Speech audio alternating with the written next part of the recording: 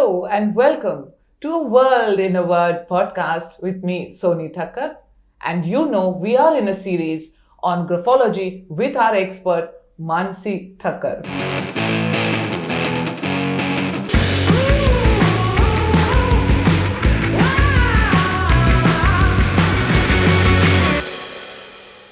Mansi, always a pleasure to have you on the podcast. Thank you, Soni. And Mansi, I have a question for you. In fact, I've been talking to people and some of the viewers have even WhatsApped me whether you can make out a person being stubborn or rigid from their handwriting.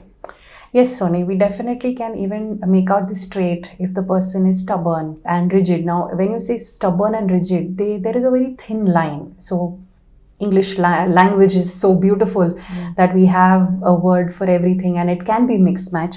But talking about this trait basically is stubbornness is something that you don't want to budge. You had a thought process and you don't want to change in that.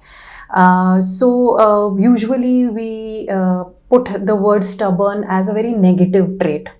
But it depends on how you are utilizing that trait in your daily life.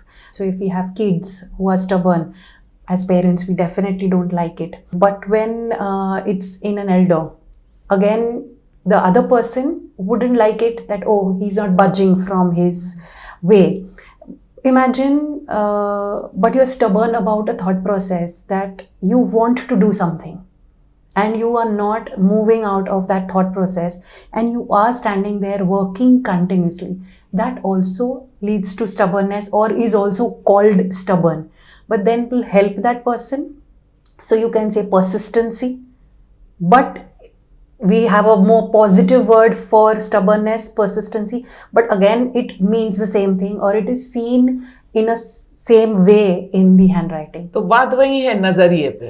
ये हमको बारीकी से देखना है तो वही अभी चर्चा चल रही है कि ये ढीठपना और जिद्दीपना जो हम देखते हैं वो हमारे राइटिंग में हमको कैसे पता चलता है किसी के राइटिंग में. आपने ये देखा होगा एक और साइंस है जैसे बॉडी लैंग्वेज बोलते हैं जिसको. बॉडी लैंग्वेज से भी काफ़ी कुछ पता चल जाता है ट्रेट्स के बारे में कि हाउ दिस पर्सन इज, कैसी उनकी सोच अब भी होगी. सेम वे इफ अगर आपने देखा होगा किसी कॉन्वर्सेशन में कोई person is standing with legs a little apart. Usually हम किसी के साथ बात कर रहे हैं तो अपने लेग्स पैरेलल होते हैं, स्ट्रेट होते हैं. लेकिन कभी कभी ना ऐसे खड़े होते हैं, हम ये करके खड़े होते हैं, हैंड फोल्डेड होता है या पॉकेट में होता है या पीछे होता है, बट लेग्स थोड़े अपार्ट होते हैं. तो वो अगर पोजीशन में खड़े हैं दैट मीन्स उस time this person is very stubborn in the thoughts which are coming in his mind. They will not be able to budge for the reason कि अगर कोई person ऐसा खड़ा है और आपने पीछे से धक्का मारा ना तो उनके गिरने की संभावना काफ़ी कम है. तो वो है कि आप एक स्टैंड पॉइंट लेके खड़े हो जहाँ से आपको हिलाना थोड़ा मुश्किल है. सेम वे हैंडराइटिंग में अगर हम टी देखें या एल देखें, उनकी शुरुआत अगर ऐसे होगी, थोड़ा सा अपार्ट होगा और बहुत सारे टी या एल में पूरे सैंपल में बहुत सारे ऐसे टी या एल दिखे, दैट मीन्स ये पर्सन थोड़े से स्टबर्न है अपने थॉट प्रोसेस को लेके, अपने व्यू पॉइंट को लेके, जल्दी से बज नहीं करेंगे. तो हम उनको स्टबर्न बोल देंगे, हम उनको ज़िद्दी बोल देंगे.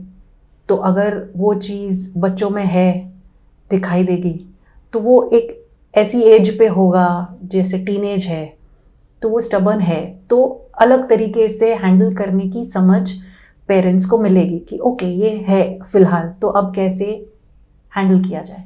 तो ये तो हम ढीठपना नहीं कहेंगे, बिल्कुल नहीं कहेंगे. हमने एक एग्जाम्पल है, एक सचिन तेंदुलकर जो इतने अच्छे क्रिकेटर है, पूरी इंडिया उनको गॉड मानती है क्रिकेट का. उनके हैंडराइटिंग में एक सिग्नेचर में एक एस्पेक्ट है जहाँ पे दिखता है कि वो थोड़े से स्टबर्न है. अब स्टबर्न उन्होंने अपनी करियर में इतनी पॉजिटिवली लिया है, यूज़ किया है कि जब बोला गया या तो बोलते थे कि बिकॉज ऑफ हिज हाइट और बिकॉज वो लेफ्ट हैंडेड है शायद उतने अच्छे बैट्समैन या क्रिकेटर ना बन पाए, लेकिन उन्होंने अपनी स्टबर्ननेस वहाँ पे रखे कि नहीं मैं तो करूँगा ही, चाहे जितनी मेहनत लगे। तो वो एक पॉजिटिव एस्पेक्ट हो गया जो अपनी करियर आगे बढ़ाने के लिए उन्होंने वो यूज़ किया, और ये नहीं सोचा कि मैं स्टबर्न हूँ। काफ़ी लोगों ने शायद बोला भी होगा कि आप हो नहीं हो, लेकिन वो पॉजिटिवली लेके उनको अपनी ट्रेट को अपनी करियर में कैसे यूज़ करके उन्होंने एक इतने अच्छे बड़े मकाम पे पहुँचे।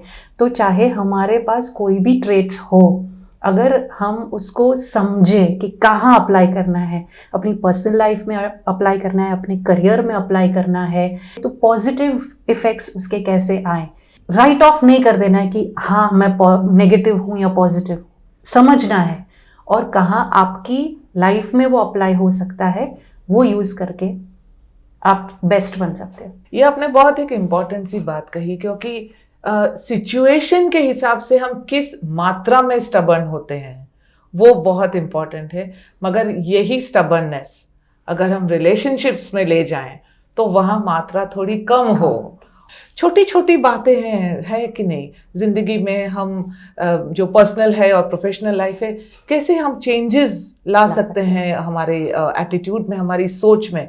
और ये सब हमको हमारी हैंडराइटिंग में दिखता है। अलग अलग जो एस्पेक्ट्स हैं, जैसे आपके लाइफ की सिचुएशंस क्या है, आपके बाकी के हैंडराइटिंग के सैम्पल्स कैसे हैं, तो ये सिर्फ समझने के लिए है, एक अपना जो सेल्फ अंडरस्टैंडिंग जिसको बोलते हैं। तो इसके लिए हम इस तरह के एपिसोड्स आपके साथ शेयर करते हैं। तो इसी प्रयास में Manasi ji, thank you very much for sharing all your expertise. और आप हमको देखते रहिए, इस तरह के एपिसोड्स हम और भी आपसे शेयर करते रहेंगे। और इस वीडियो को आप ज़रूर शेयर करें, सब्सक्राइब करें। और याद रखिए, आपको अगर कुछ जानना है मानसी जी के पास से, तो हमारे कॉन्टैक्ट डिटेल्स तो आपको पता ही है, डिस्क्रिप्शन में भी है।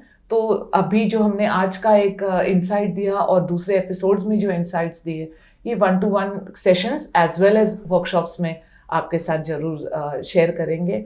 ये तो हम आपकी तरफ से बोल देते हैं, क्योंकि हम जानते हैं कि वो ज़रूर करेंगे आपके साथ। And with that, thank you very much for being with us on this episode of a world in a word.